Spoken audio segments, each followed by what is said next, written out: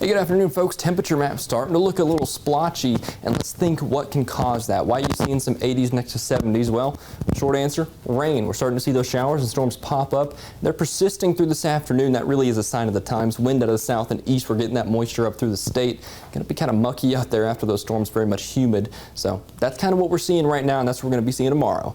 And the next day, and the next day. You've seen the forecast, so let's just go ahead and go over it. Through today, temperatures falling off down through the 70s as we head through tonight. Mostly cloudy for those of us who aren't getting rain, and for those of us who are, well, exactly that. You're getting that precipitation out there. I think most of us are going to end up seeing rain in one form or another by today or tomorrow. If not today, probably tomorrow. Show you what I'm talking about. Rain chances really picking up by the time we're heading through about 12 to 4. Watch this time frame here as storms start to develop, more widespread chances there. Then they do start to taper off just a little bit as we head through tomorrow evening, with rain and clouds starting to move out of there. But as we hit the first and middle half of tomorrow, I think that's when we really start to see those widespread rain chances keeping across the state, keeping us with umbrellas, keeping us inside for our Sunday. And I think Monday as well, we'll have to keep an eye on, see if those rain chances don't go up just a little bit, because this kind of occluded front does stick around in some variety or another through the first half of the week.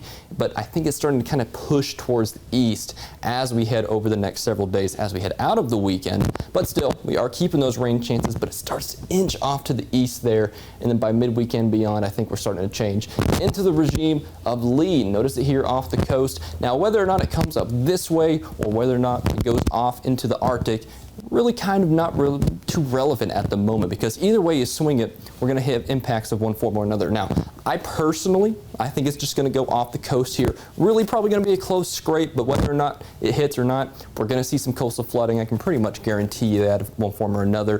Going to be some pretty dangerous rip tide conditions as well, with some bad surf out there as that moves up through the end of the week and into next weekend. That's just my thoughts right there. Of course, we'll keep an eye on it, see how that evolves over the next several days, because it is a very variable situation at the moment. So, first half of the week through today and tomorrow, we're staying humid out there. That's the long and short of it. No surprise there when we have that wind out of the southeast. It's pretty bad out there right now, but we do start kind of slowing down just a little bit in terms of that humidity. Really drying out by the end of the week. We get this crashing dry front as we head closer to the regime of Lee, which really clears us out through the end of the week there. So I don't think it's long for this world, these really muggy conditions. So that is some good news, if there is any. Of course, we're rainy through the next several days as well, but I think that starts to taper off by the midweek.